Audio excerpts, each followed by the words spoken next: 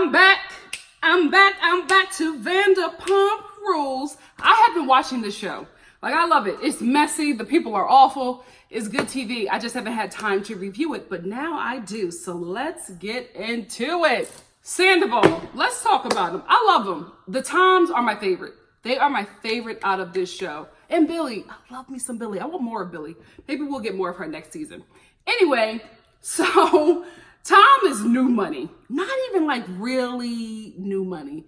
You know what I mean? Like, he is, like, real talk, his net worth isn't even close to $1 million. And has just bought a house with Ariana for $1.2 million, right? So the house is more than their net worth combined, right? So he's acting like new money. And Ariana is just like, okay, bruh, we're not even there. Fall back and chill. Because now he's trying to get this bike so that he can have this grand entrance at Tom Tom.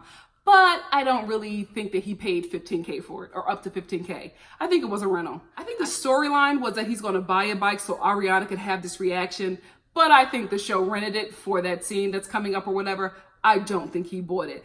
But I do think that homie is getting a little confident and overzealous because Tom Tom is opening. Now he has enough money to buy a house and he's starting to make moves like how Tom always wanted to. But I'm like, dude, you're not there yet.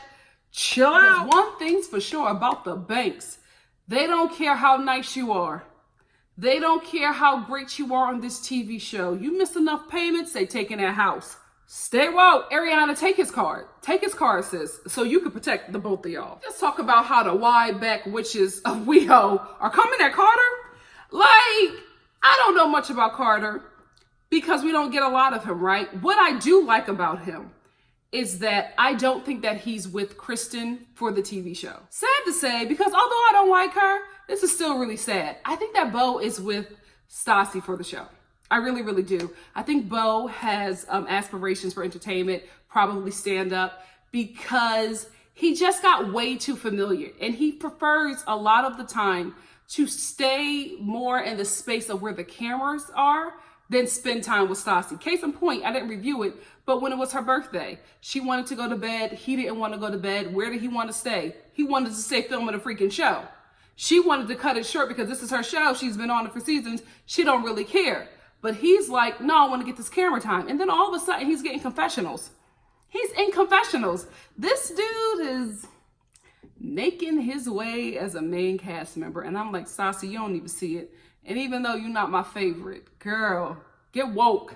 Get woke. Anyway, so that's the only thing that I like about Carter. I don't really know enough to like give any more, but I do think that he's with Kristen because he wants to be with Kristen.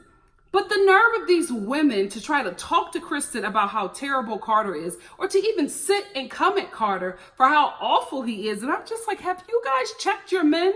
None of you have a prize. None of you. Ariana is the only one who has close to a prize.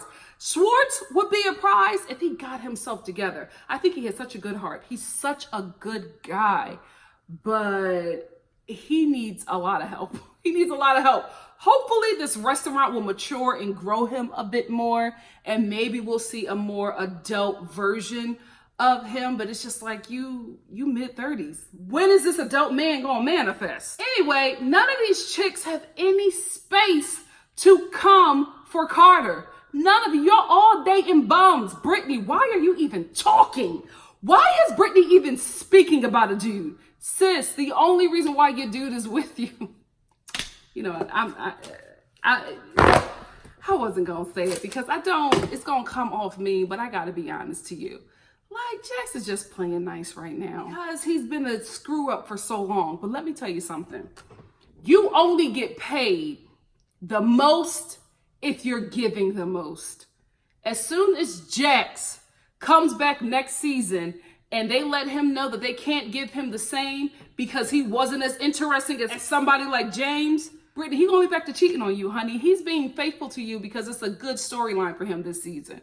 It's a good look for him. But being good for Jax doesn't pay the bills. He gotta be a dog. They pay him to be awful, period. That's why next to Lisa Vanderpump, he's the highest paid character on that show. Sheena gets nothing. Sheena gets a freaking EBT card because she gives the least. Like, girl, you've been on that show just as long as Jax and you get paid nothing. The bus boys make more than Sheena. Sis. Since we're talking about the Y-Back Witches of WeHo, let's talk about their newest member, Ariana. Y'all, I'm so disappointed. Y'all know that was my girl? I'm so disappointed in her. Like, even like this season, her voice has changed. She's like, oh my God. Like, she's just starting to talk like them. She's trying to be besties with Stassi. When they had their joint birthday party, I almost vomited. Like, she's not herself. And I think what happened was last season, she exposed Stassi for the problematic comments that she made about women and about Black people on her podcast.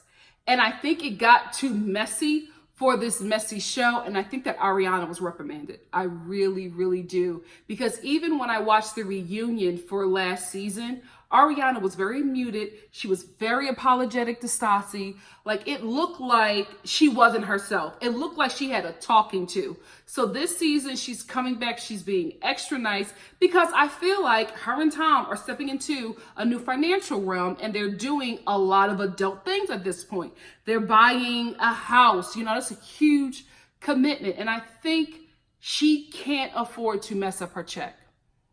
So I think she backtracked a lot of things, and I think she's swallowing a lot of her pride so that she can remain on this show, because I honestly think somebody talked to her, because at the reunion, guys, it was not Ariana, in my opinion. She was a different person, and now watching her on this season, it's sad. It's really sad and really disappointing, because I felt like she was the only one who was the reality on this show.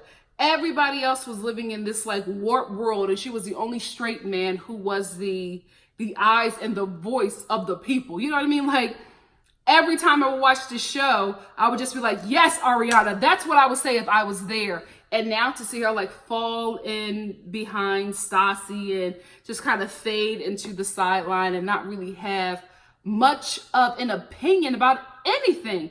That's not Ariana. She always has an opinion about something, and it's always the right opinion. So to see her like this, it's disappointing, but I understand, sis. You got to secure that bag. You got to protect your check at all costs. I'm not hating. I'm just observing. So Tom is doing a trip to Mexico. Sandoval and Schwartz, who invited freaking James, wanted everybody to go. All of their friends to go to Mexico. Mexico. Yeah, Mexico.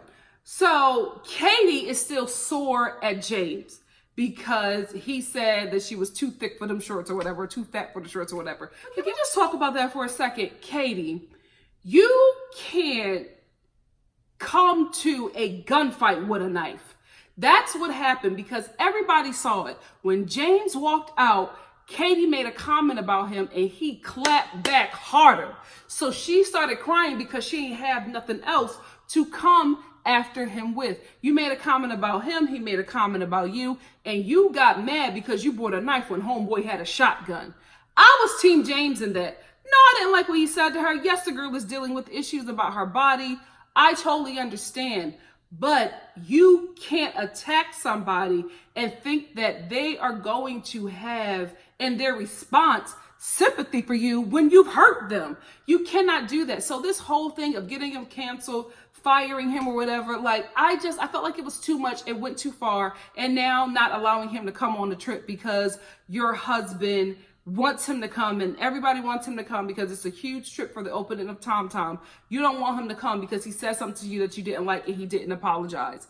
Like, girl, you already being messy in your husband's business, and that is not the kind of partner you are supposed to be. And now let's talk about James and why he's upset, right? So James goes to Tom Tom to talk to Lisa about booking another gig with her, I think at one of her other restaurants. Lisa then says, why do you care about Sir or any other place? You have so many opportunities, which is true.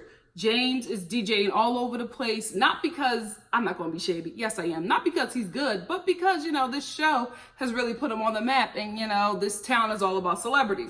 But, you know, he does an okay job. White Kanye, boy bye. Anyway, so Lisa says this to him. James's response is, well, I know I have all of those things, but I would much rather work at Sir if I can. This is why he fell apart, because when the Toms disinvite him, the boy goes into a rage. And it looks like he's being a spoiled brat. Let me tell you some industry stuff. Let me tell you what happened to him, real talk in real life. So when you book a reality TV show, reality TV and scripted TV, two totally different lanes. The biggest difference is that one pays more. So you could book a TV show, right? You can make anywhere starting out from 100,000 an episode to, $1 million an episode. Like, TV pays big money, which is why you see a lot of A-list movie stars going back to TV, because that is a consistent, chunky check. With reality TV, you get like a third of that, but it's still a lot of money to somebody who never even had anything like this before. So James has already mentioned that he takes care of his whole family. His father got into some financial problems. He don't really have it. His mother has been cared for her entire life. She don't really have it. And the brothers are just young, so they can't really provide like he can with this show. So James is coming to Lisa to get his job back at SUR. Here is why. So let's just say, for example, that James makes $15,000 an episode. In his contract, he's guaranteed 10 to 13 episodes. So if he's only in 10 episodes, what he gets from that season is an untaxed amount of $150,000. We all know with this show, it's 22 episodes a season, right? Dude who don't have no money and takes care of his whole family, $150,000 is still pretty nice, right? Still pretty sweet. But this is LA. It's very expensive. So what you try to do is get in more scenes outside of your contract, because no matter what you do, you are guaranteed $150,000 for 10 to 13 episodes, right? But if you get in more episodes, you get more money. So with it being 22 episodes in the season, if this dude makes enough noise, causes enough drama, gives enough comedic confessionals, he can work his way into all 22 episodes, right? However, he's getting cut from so much, because the majority of the show films at SUR. Where has he just been fired from? SUR. So that's cutting him out of a bunch of scenes. Now let's get to the Mexico trip. You know these trips take up about 3 or so episodes. So that's 3 scenes that he's guaranteed to be cut out of, unless he's in a flashback, hopefully, or unless he gets a confession. So going into the season, he doesn't know how it's going to play out. He doesn't know how it's going to be edited, right? What he does know is that he's not filming a lot. So at this point, all he knows is that he's guaranteed 10 episodes. If that's in his contract, he could be only guaranteed 5, right? I just said 10, to talk some big money. So in his mind, he's thinking, they're cutting me out of everything. I can only do so much with $150,000 taking care of about 4 really high maintenance people. So he's thinking about all of his coins and all of it being cut. He probably went into the season thinking that everything is cool. That's why he keeps on groveling to Jax. That's why he keeps on trying to make up with everybody just to get into these scenes. Like, guys, they're not really friends, right? Except for the Wyback, which is a WeHo. They are frenemies. They hang out a lot. You can see it on their Instagrams or whatever. But these are co-workers to him. But if he gets cuts out of stuff, he does not get the coin. So when that boy was doing all that breaking down, he wasn't breaking down because Lisa wouldn't let him play at SUR, or because he really wanted to go to Mexico and he's not going on the Mexico trip. He's breaking down because he knows that he's probably cut out of about 8 episodes, guys. That's his money. This is what all this lashing out about is happening. That's why he always drags people in confessionals. That's why he always causes the drama, because he knows he got to get in more scenes. Like before, when James started and he had money, he wasn't like that. You would see him here, you would see him there. He would cut up and be messy or whatever he wants to do, right? Now he's trying to get into everything because he has a lot of people to take care of, period. Like, he is the sole provider now in his family. And when Katie gets him cut from SUR, when both of the Toms say the trip that we had you on, so he already done counted these episodes and counted these coins. When they say to him, oh, you're not going to be able to go to Mexico, he flips out. He flips out because he knows that he's going to be cut out of a bunch of episodes. And that's how they get paid. They only get paid per episode. So the dude is flipping out. I saw it right away. I knew exactly what that was about. He is flipping out over his coin because he needs it. Guys, if you look back to other episodes, he's just like, I was able to take care of this for my brother. I was able to take care of this for my mother. I got to provide this for my father. He's taking care of a lot of people. And he keeps on saying that DJing at Sir was helping him do that. Guys, let me tell you something. James was not making no kind of good coin that could take care of him and his family at Sir. James is talking about being on the show. So when you cut him from Sir, you cut his episodes. You cut his coin. That's what that whole thing was about. That's exactly what that breakdown was about. When cast members turn on each other and they say they're not filming with certain people, backlash from the person who was getting ousted has nothing to do with the fact that they're friends and they're mad that their friends and them are into it or whatever. They're pissed because their money is getting cut. And Katie, sis, you better watch out because James is ratings gold. Let's be real. Messy, he cuts it up every season. He gives good TV. The network don't like when you pull this card of, oh, I'm not going to film with this person. You can't do that. Not even Lisa Vanderpump can do that because the network wants people who will give them good ratings.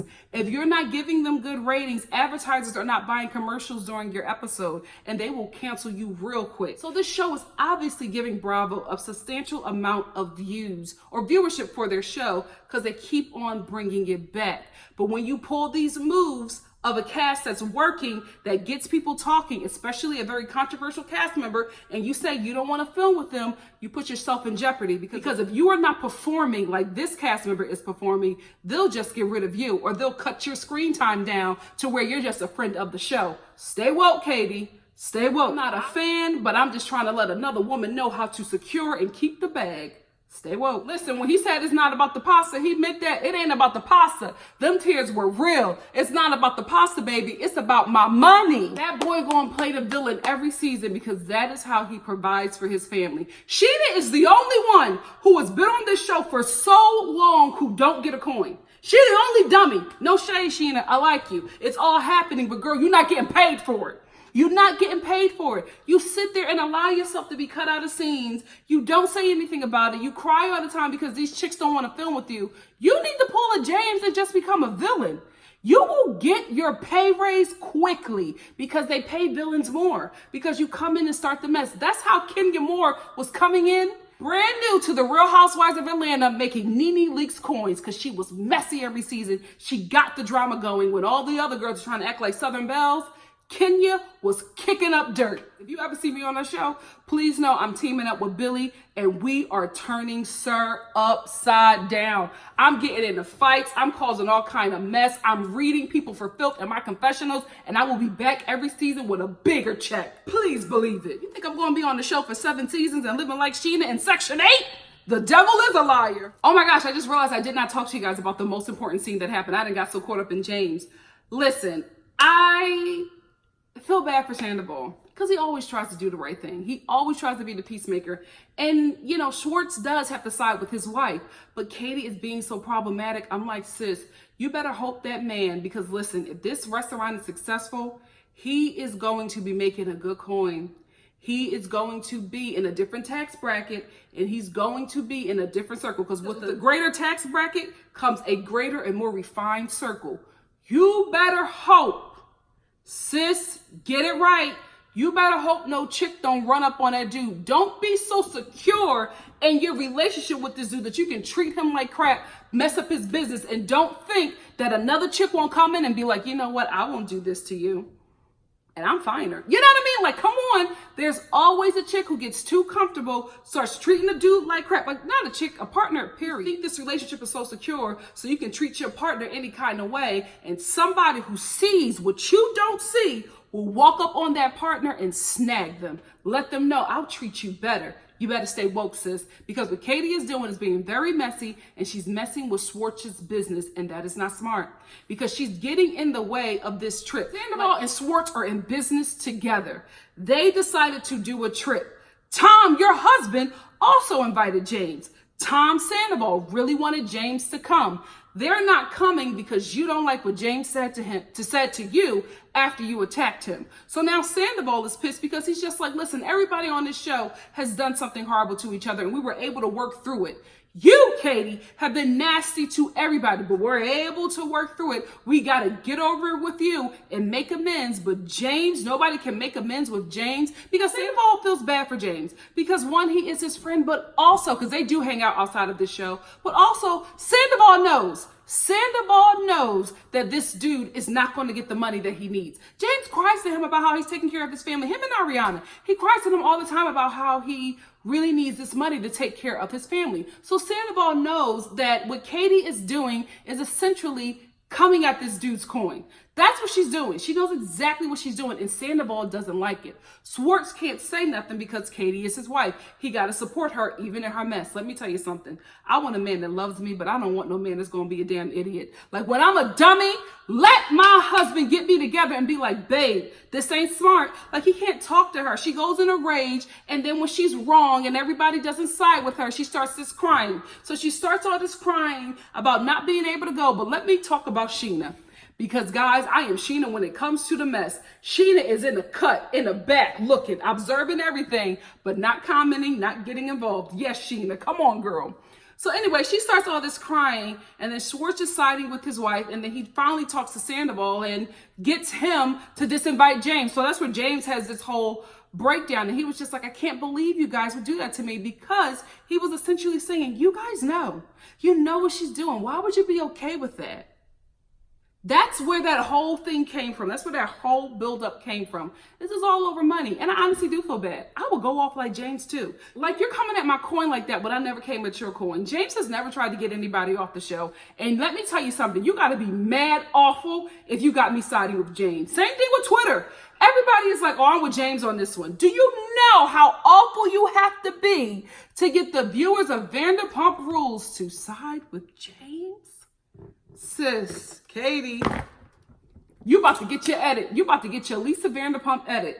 They taking her to town on Beverly Hills, sis. You might be next. Anyway, that's what happened in this episode. It was a really good one. Like, they've been really bringing it this season. I'm very interested in the next episode because I want to see if Sandoval is going to get James to come on this trip. Because even in the previews, he keeps on making comments about, well, James wouldn't do that, but Lala did that and she's still here. And also Lala.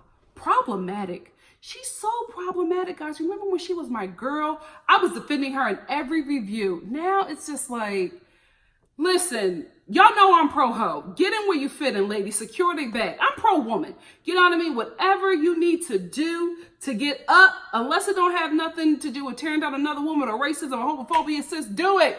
Do it. Unless you ain't harming nobody, do it. Right? But Lala is just so sad to me this season. Like, she makes it very obvious that she's in an arranged relationship. You know what I mean? She makes it very obvious that she's essentially a prostitute to one guy. And I ain't saying nothing's wrong with that, but it's like at some point you just start to look like a dummy. Especially when she was talking about how he took her Gucci slides and told her to remember where she came from, and she still went back to that dude. I wouldn't have told nobody that.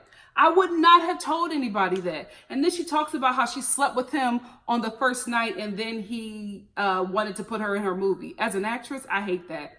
I hate that. There's so many roles out here, especially as an actress, that you lose out to because some chick is banging the director, some chick is banging the producer, some chick is banging somebody in power over the money, over a freaking TV show or a movie, and they get it and they're horrible and they're garbage, and you know that you're good, you know that you would kill that freaking role, but this hoe was over here sucking on the anus of one of the producers, so she got the lead role. I hated that. Too bad, because I saw the trailer for the movie and it was Basura, but still, I hate that. If you're a legitimate actress, sis, if you so good, kill it in the audition, kill it in a callback, kill it in the test with the network, kill it in the test with the producers. Don't go over here and start sucking balls and getting jobs because we won't respect you. It won't happen. Especially when you're already telling people how you got in the industry. You're already talking about how you got into the game. Don't know, like, there are a lot of women out here and men who are hoeing to get in these positions. Ain't nobody telling their tea on national TV. I can't believe that I'm here with Ariana and Lala. Two of my favorites. I'm so disappointed in the both of them. It's so sad what they have turned into for a coin. For a coin, like, ugh. Anyway, the show is still really interesting. I'm still a fan of it. I still watch it. I'll be tuning in next week, and I hope you will join me. And if you like what you see here, please like, comment, subscribe, and share. And I will see you next week for the following episode of Vanderpump Rules. Love you guys.